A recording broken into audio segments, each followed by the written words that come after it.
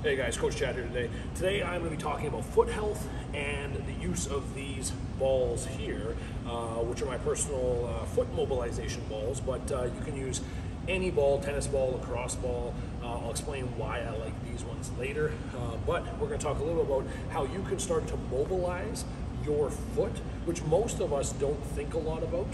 I like to think of the foot as essentially almost like a secondary core of the human body. So you think of like movement-wise, when we look at lunging, squatting, deadlifting, we think so much of the importance of the core and the torso, but we don't spend a lot of time on our feet. And that's been something I've been working a lot on lately.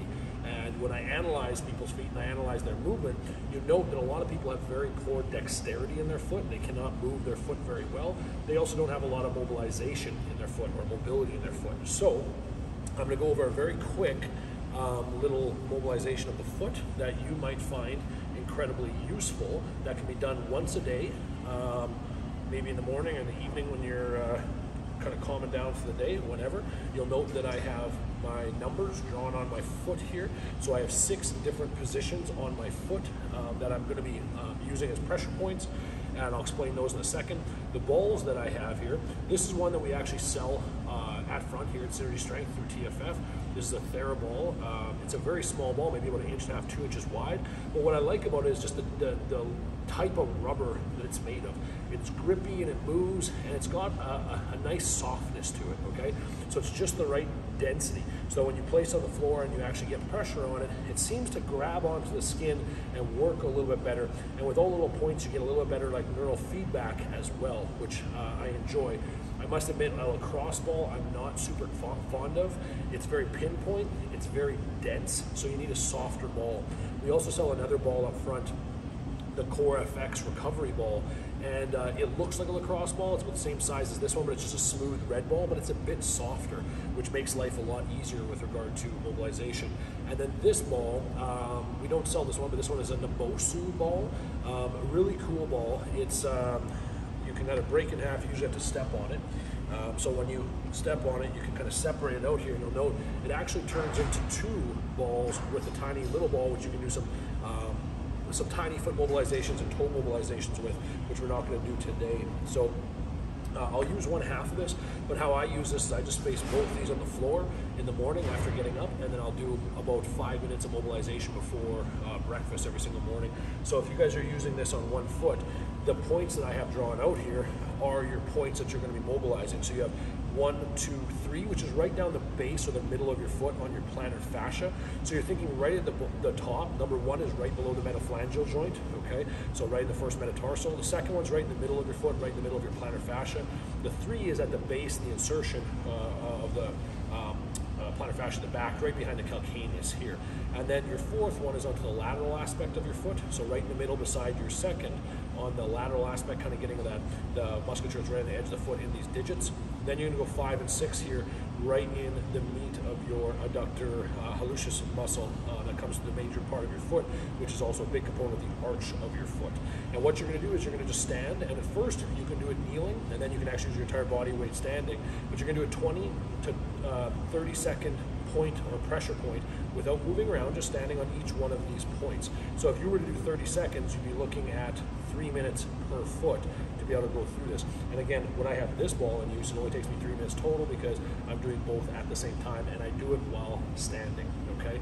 For video purposes today, I'm gonna do it while I'm sitting, okay? So I'll place the ball down. And there's another reason why I like the half ball is that it's very secure on the floor.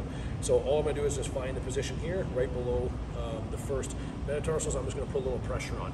Now what you wanna do when you're putting pressure on is just activate breathing, nice big inhalations, exhalations, and try and imagine the muscle softening and relaxing under the pressure.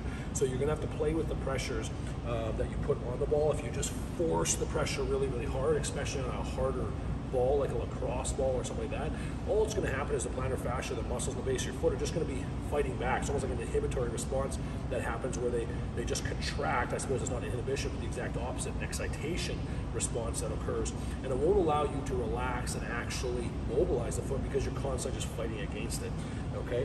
You can play around with moving your feet while you're on here, but I like just to just relax and just imagine the muscle just giving way and letting the ball sink deeper and deeper into my foot.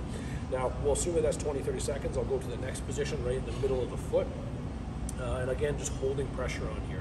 And again, I like these balls that have all the different little points and different positions. It seems to kind of stabilize the foot, grab onto the fascia, the skin a little bit. But what I also see a lot of people doing is they're just rolling really, really hard, really fast on a hard surface like a barbell or a lacrosse ball. And again, all you're gonna have is that fight back response from the muscle tissue. So in this case, just a nice relaxation where you're just putting pressure on.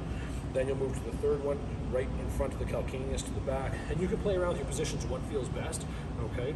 And again, when you're doing all these mobilization drills, just like if you were stretching, it would be advantageous to just have big breaths in, breaths out. And on the exhalation, think about relaxation, think about the muscle giving way, think about the muscle lengthening.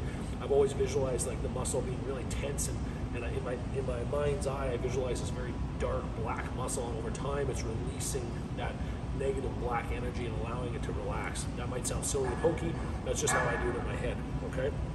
So I've gone through my 3 points. I then go to the outside edge of my foot. This one takes a little bit of play to find the right position, especially on the half ball, okay? And again, find the position that feels most productive, and you put your pressure there. Well, soon we've done our 20 or 30 seconds there.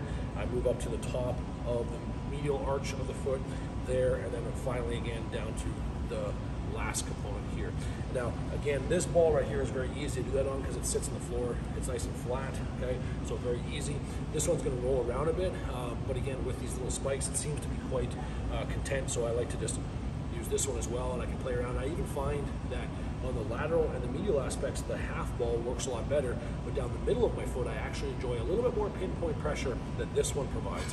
So again, you can play around with different apparatus or different pieces of equipment, okay? The other thing I like about these balls as well is I get to stretch out my big toe. So what I'll do is I'll plop my big toe up on top, and then I'll just stretch the big toe after I'm done as well, which is maybe the 7th component, but it's a different component mobilization here. And what I'll do is I'll press my little toes down, and then I'll actively try and pull the big toe off of the ball, getting a little bit more range. It almost becomes like a P and F stretch. And I also have another ball at home that's just a little bit bigger than this. It's a little star-shaped ball, and that one works really well for stretching the toe out because it's just a little bit higher. But again, this ball does the exact same purpose, where I can get a little bit more range of motion and drive that first malleoli down, or that first metatarsal, I'm sorry, down, and stretch out that big toe at the same time as I'm trying to relax the digits of the 4 little toes and let them sit, okay? So again, guys, these are things that you guys can utilize on a day-to-day basis for better foot health. Also, I think we have to make the integration, though, have how much foot health integrates into your regular movement throughout the day. So just general foot health, which then is integrated into the entire body. This is your ground interface for walking, running, doing anything that you do, whether it be lifting or what have you. And there are multiple research studies that have shown that all of this footwork right here, with a little bit of foot strengthening, which is another video to come, has decreased the amount of injuries for runners as well as individuals that are taking up exercise programs. So there's a lot more to the feet than just simple mobilization.